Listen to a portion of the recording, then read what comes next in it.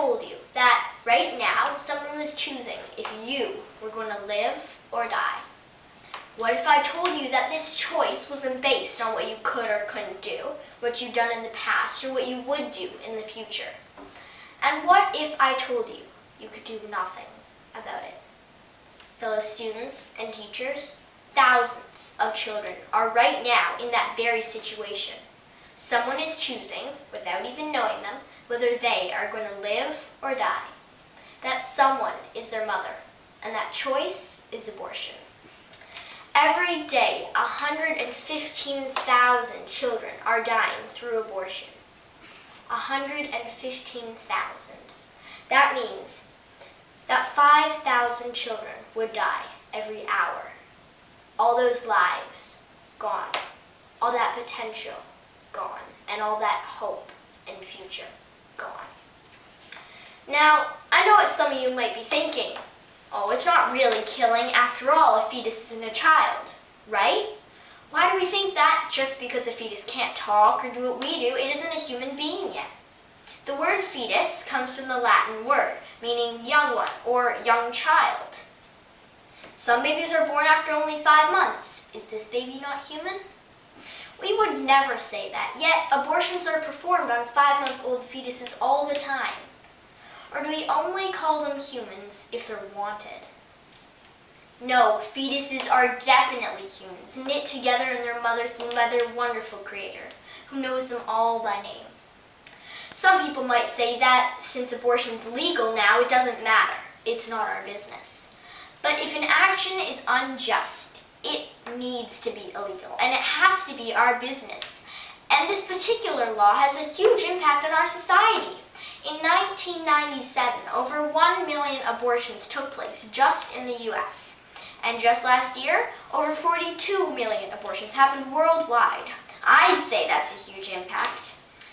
I know some people say that the mother has a right to abort. After all, her life is dramatically impacted by having a baby. But I'm asking you to think about the child's rights that were never given to it. No matter what rights the mother has, it doesn't mean we can deny the rights of the fetus. Talking about the mother's choice, the mother may have had a choice not to have unprotected sex in the first place. We must remember that with our rights and our choices come responsibilities, and we can't take someone else's rights away to avoid our responsibilities. At this point, I imagine the age-old question arises. What if the mother didn't choose to have sex? What if she was raped? But let's look at the facts for the U.S. as an example. Only 1% of all American abortions are hard case categories. This includes rape, incest, and the life of the mother being in danger. 1%. That hardly justifies the disturbing volume of abortions that happen these days. And who's to say abortion's the easy way out? I don't think people understand the effects of abortion on a woman. I don't have time to list all the negative after effects, but here are a few examples of the physical effects. 17% of women who've had abortions face complications in their subsequent pregnancies. Some may not even be able to give birth at all. They are also at a greater risk of developing breast cancer if they have an abortion. But perhaps the worst effects are the emotional ones. Women who've had an abortion tend to have more mood disorders, substantial enough to provoke them to harm themselves. In addition, women who've had an abortion are 5 times more likely to have problems with drug and alcohol abuse. Abortion leaves a woman feeling lost and uncertain about their future. Almost 1/3 of all women who've had an abortion are dissatisfied with their decision. It certainly is not the cure-all people think it is. I read a story on the Focus on the Family website. It was about a girl who had an abortion. She writes, "I had an abortion at the age of 17, and it was the worst thing I ever did. I would never recommend it to anyone because it comes back to haunt you. When I tried having children, I lost 3. Something happened to my cervix during the abortion." Sharon Osbourne. Hers is just one of the many heart-wrenching stories that nobody tells these days, and those same ones are the ones that we need to hear about.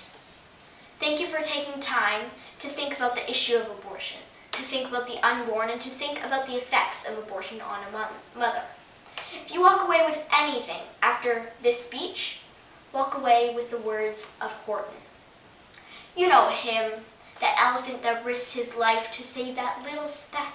Remember him and his famous quote, "Even though you can't see them or hear them at all, a person's a person, no matter how small." Thank you.